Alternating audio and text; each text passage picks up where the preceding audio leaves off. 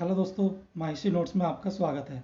और अगर आप मेरे पेज पे नए हैं तो मेरे चैनल को सब्सक्राइब जरूर कर दें ताकि आने वाली वीडियो के अपडेट्स आपको मिलती रहे।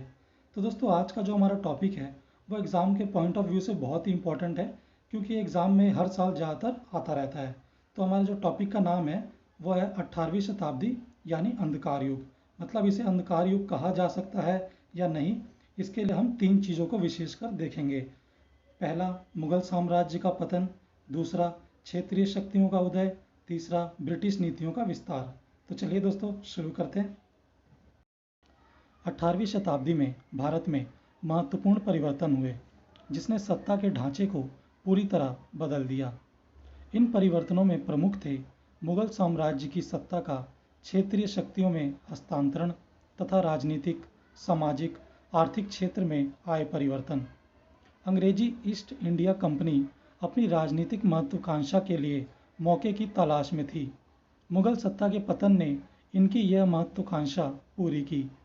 मुगल सत्ता के पतन ने कई क्षेत्रीय शक्तियों को जन्म दिया। आक्रामक ब्रिटिश नीतियों ने आर्थिक स्थिति को प्रभावित किया, जिससे कृषि उत्पादन में भी बदलाव आया। साथ ही साथ इसने वाणिज्यिक गतिविधियों को भी प्रभावित किया।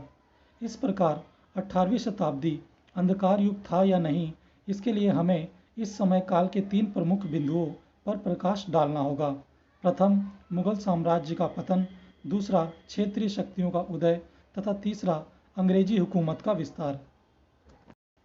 मुगल साम्राज्य की एकता तथा सदृढ़ता औरंगजेब के शासनकाल में विखंडित होने लगी थी। 1707 ईस्वी में औरंगजेब की मृत्यु के बाद मुगल सत्ता कमजोर हो गई और अपने साम्राज्य के हर हिस्से पर नियंत्रण स्थापित करने की शक्ति उसमें ना रही। फलस्वरूप कई क्षेत्रीय सूबेदारों ने अपनी सत्ता का दावा करना प्रारंभ कर दिया और खुद को स्वतंत्र घोषित किया। इसी बीच कुछ नए समूह भी उभरे, जिन्होंने इन घटनाओं का लाभ उठाकर राजनीतिक शक्ति प्राप्त की। क्षेत्रीय शक्तियों के उदय ने राजनीतिक तथा आर्थिक व्यवस्था में विकेंद्रीकरण को जन्म दिया। औरंगजेब की मृत्यु के बाद ही मुगल साम्राज्य को क्षेत्रीय शक्तियों से गंभीर चुनौतियां मिलने लगी। औरंगजेब की मृत्यु के बाद बहादुर शाह प्रथम गद्दी पर बैठा। इसने समझौते की नीति अपनाई और साथ ही उन सभी दरबारियों को माफ कर दिया जिन्होंने उसके विद्रोहियों का साथ दिया था। उसने आमेर तथा जोधपुर के राजा पर नियंत्रण स्थापित करने का प्रयास किया। जब उसके प्रयासों का विरोध होने लगा तो उसने उनके साथ भी समझौते की नीति अपनाने का प्रयास किया। हालांकि यह समझौता उसे मुगलों के प्रति कटिबद्ध योद्धा नहीं बना सका। मुगल बादशाह की मराठों के प्रति समझौते की नीति आधी अधूरी थी। मराठे भी मुगलों से संघर्ष करने में उलझे रहे। इसके बाद जहांदार शाह शासक बना, जो बेहद ही कमजोर तथा अयोग्य शासक था। इसके वजीर जुल्फिकार खान ने साम्राज्य चलाने की शक्तियां हथिया ली। जुल्फिकार ने महसूस किया कि शासन चलाने के लिए राजपूतों तथा मराठों के साथ मित्रतापूर्ण संबंध बनाए रखने में ही भलाई है तथा शासन की सलामती के लिए हिंदू प्रमुखों के साथ समझौता अनिवार्य है। इसने औरंगजेब की नीतियों को उलट दिया और जजिया कर हटा दिया। इसका लक्ष्य उन सभी शक्तियों के साथ सुलह करना था जो मुगल सत्ता को बांटना चाहती थी। इसी दौरान फारूक सियार ने जहांदार शाह तथा जुल्फिकार खान को युद्ध के लिए ललकारा, तो मुगल शासकों ने अपनी तिजोरी को एकदम खाली पाया। निराश होकर उन्होंने अपने ही महल की लूटपाट की, यहाँ तक कि छत दीवारों से सोने चांदी को नोच लिया, जिससे विशाल सेना का खर्च उठाया जा सके।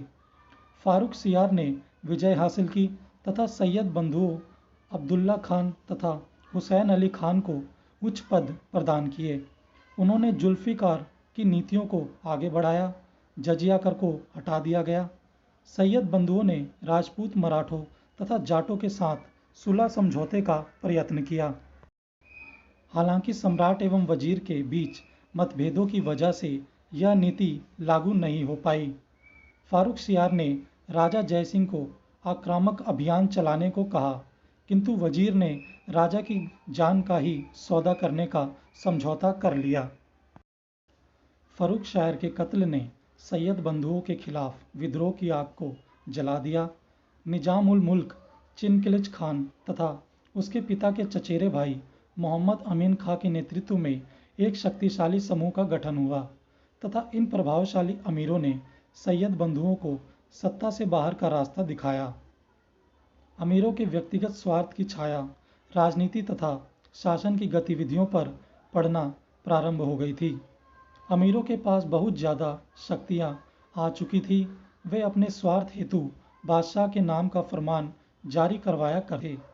बादशाह की स्थिति मात्र कठपुतली की ही हो गई थी जिसके पास शक्ति नहीं थी। असली शक्ति अमीरों के संघों के हाथों में थी। अमीर पूरे साम्राज्य की गतिविधियों को केंद्र से नियंत्रित करते थे। बादशाह के नाम पर शासकों तथा फौजदारी तथा अन्य स्थानीय कार्यालयों को फरमान भेजे जाते थे। इस प्रकार औरंगजेब के उत्तराधिकारियों की व्यक्तिगत असफलताओं ने शाही सत्ता प्रतिष्ठा को धराशायी किया।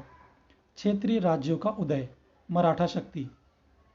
मुगल साम्राज्य के पतन ने क्षेत्रीय शक्तियों को जन्म दिया। सक्षम तथा समृद्ध अमीरों ने अपने राजनीतिक आधार बनाए। वजीर चिनकिलिच खान ने प्रशासन में सुधार करने में असफल रहने पर 1723 में कार्यालय त्याग दिया तथा अक्टूबर 1724 में हैदराबाद की स्थापना करने के लिए दक्षिण की ओर चला गया। साम्राज्य का विघटन देखते हुए मराठों ने विस्तारवादी नीतियों पर अमल करते हुए उत्तर की ओर बढ़ना प्रारंभ किया तथा मालवा, गुजरात और बुंदेलखंड को जीत लिया। मराठा योद्धाओं में सर्वाधिक प्रमुख कुल था भोसले। शिवाजी भोसले दक्षिण राजनीति में महत्वपूर्ण शक्ति बनकर उभरे। इसके बाद विश्वनाथ तथा उनके उत्तराधिकारी बाजीराव प्रथम ने आधिकारिक तौर से मराठा राज्य को अपने पूर्ववर्ती दूसरों से कहीं अच्छा प्रबंधन देने में सक्षम रहे। उन्होंने मुगल क्षेत्रों में शुल्क ग्रहण करने की प्रथा को व्यवस्थित किया जिसे सरदेशमुखी और चौथ के नाम से जाना जाता है। मराठों के नियंत्रण वाले क्षेत्रों में व्यापार, बैंक तथा वित्त में विकास दिखाई दिया। बैंक घरानों की कई शाखाएं गुजरात, गंगा घाटी तथा दक्षिण में भी थी। मूल मराठा केंद्रों में भी दूर मराठों ने अपने गतिविधियों का संचालन किया। इन सरदारों में सबसे महत्वपूर्ण थे गायकवाड़, सिंधिया तथा होलकर। बंगाल के नवाब। औरंगजेब के शासनकाल में दीवान के पद पर आसीन मुर्शीद कुली खान ने केंद्रीय सत्ता की कमजोरी का फायदा उठाकर खुद को स्वतंत्र घोषित कर दिया। वह मुगल दरबार में नियमित रूप से शुल्क भेजता रहा। अली वर्दी खान ने मुर्शीद कुली खान के परिवार को सत्ताच्युत कर 1739 में खुद को नवाब घोषित कर दिया। इन नवाबों ने शांति तथा स्थिरता कायम की और कृषि को प्रोत्साहित किया। हिंदू तथा मुसलमान दोनों को ही समान अवसर प्रदान किए गए, किंतु नवाब अंग्रेजी व्यापार कंपनियों की उपस्थिति के दीर्घकालीन प्रभावों को भांप ना सके तथा सैन्य तैयारियों में ढिलाई बरत दी। सन 1756-57 में अली वर्दी खान के उत्तराधिकारी सिराजुद्दौला ने व्यापारिक अधिकारों हेतु अंग्रेजों से युद्ध किया था। जून 1757 में प्लासी के मैदान में हुई पराजय ने बंगाल तथा पूरे भारत में अंग्रेजों का मार्ग प्रशस्त किया। अवध के नवाब। अवध के मुगल सूबे में कमजोर केंद्रीय नियंत्रण के कारण क्षेत्रीय शासक सादत खान की महत्वाकांक्षाओं को जागृत किया। सादत खान ने स्थानीय जमींदारों को अनुशासित किया तथा उच्च वेतन, उच्च शस्त्र सज्जित तथा उच्च प्रशिक्षित सेना को आकार दिया। 1739 में अपनी मृत्यु से पहले सादत खान ने क्षेत्रीय प्रमुख के पद को वंशानुगत बना दिया। उसके उत्तराधिकारी सफदरजंग तथा असफ उद्दौला ने न सिर्फ उत्तर भारत की राजनीति में अहम भूमिका निभाई बल्कि अवध की नवाबी को भी प्रशासनिक स्थिरता प्रदान की। नवाबों के नेतृत्व में पहले फैजाबाद तथा बाद में लखनऊ कला, साहित्य तथा शिल्प के क्षेत्र में दिल्ली का प्रतिस्पर्धी बना। इमामबाड़ा तथा अन्य भवनों से क्षेत्रीय स्थापत्य कला की झलक भी प्राप्त होती है। परिणाम स्वरूप कथक नृत्य शैली का उद्भव भी हमें देखने को मिलता है। पंजाब के सिख। मुगलों ने बंदा बहादुर के नेतृत्व में सिखों का दमन किया था, किंतु इससे मुगलों के प्रति सिख विद्रोह समाप्त नहीं हुए थे। 1720 से 30 ईस्वी के मध्य अमृतसर सिख गतिविधियों का एक मुख्य केंद्र बनकर उभरा।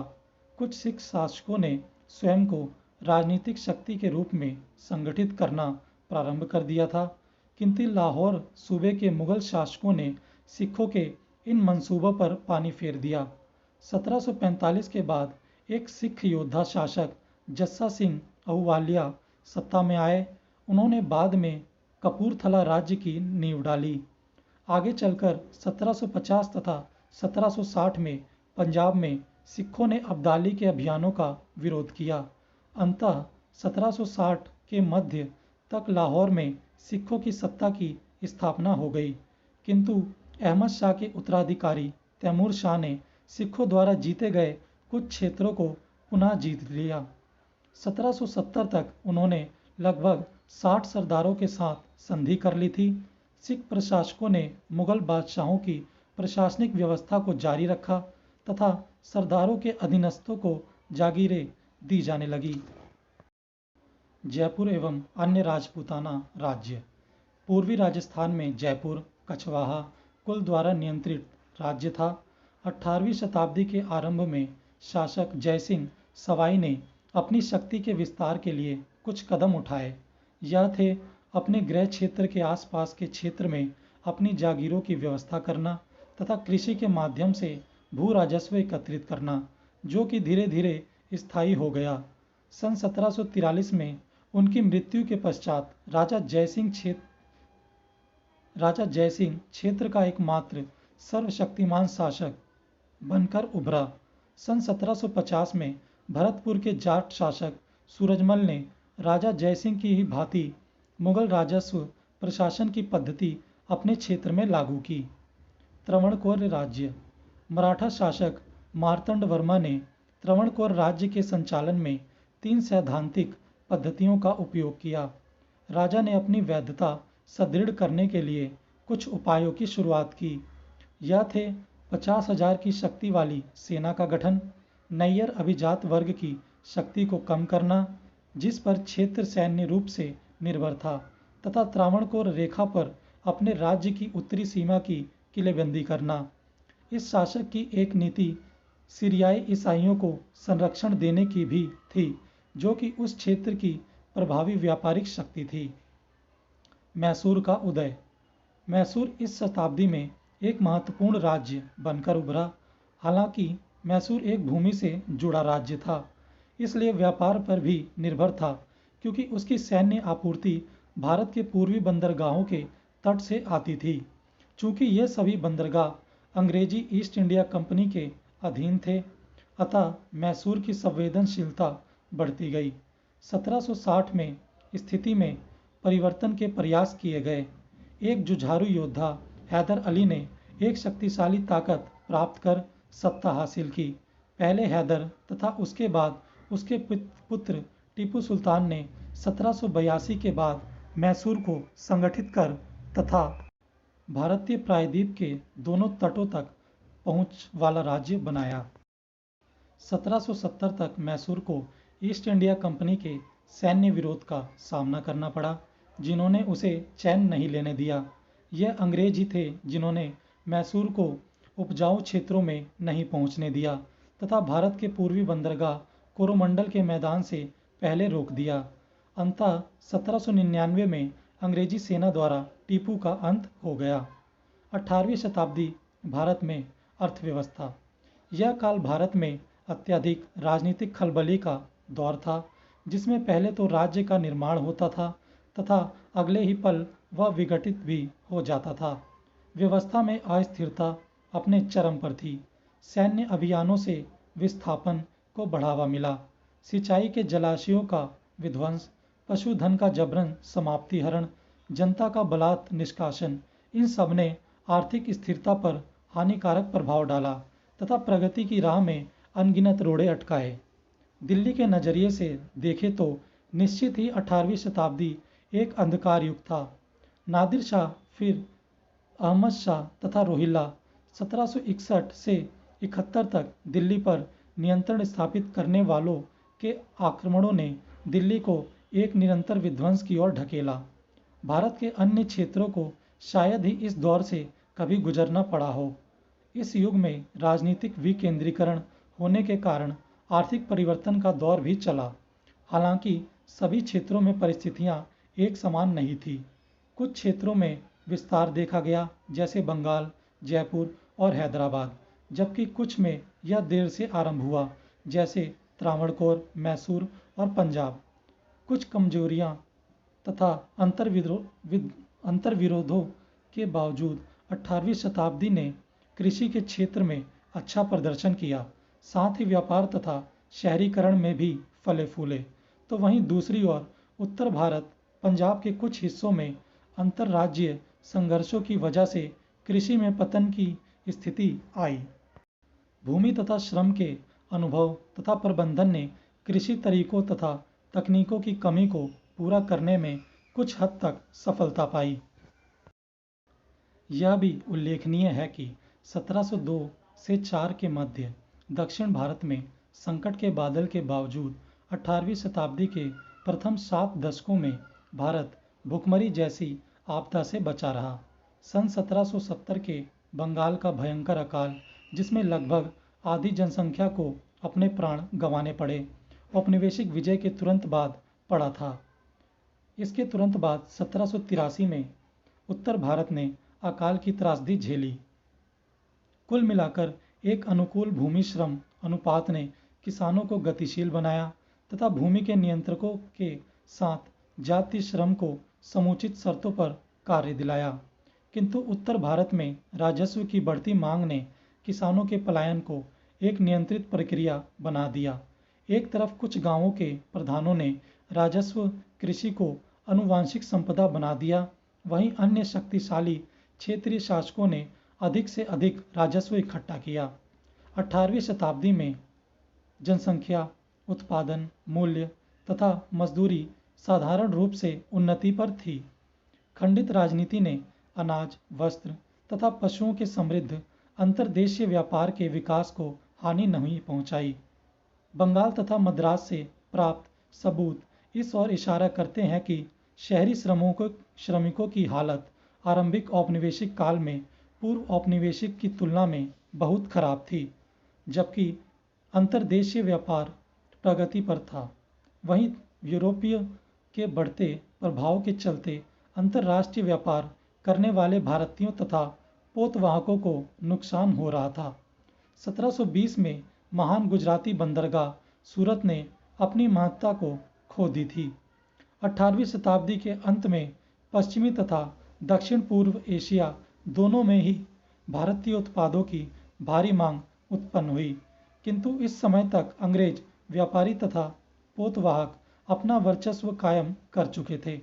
अंततः भारतीयों को व्यापारिक हानि के साथ अंग्रेजों को अत्यधिक लाभ पहुंचने लगा था। एक तरफ पुराने व्यावसायिक केंद्र जैसे सूरत, मछलीपट्टनम तथा ढाका नीचे की ओर अग्रसर हुए, तो वहीं मुंबई, मद्रास तथा कोलकाता जैसे औपनिवेशिक बंदरगाह वाले शहर चमक बिखेरने लगे। बहुत से कारणों से प्रतीत होता है कि 18वीं शताब्दी के मध्य में आर्थिक क्षेत्र में उल्लेखनीय परिवर्तन हुए, जब ईस्ट इंडिया कंपनी ने बंगाल सूबे के राजस्व पर अधिकार स्थापित किया तो धन का प्रवाह बहुत बुरी तरह प्रभावित हुआ।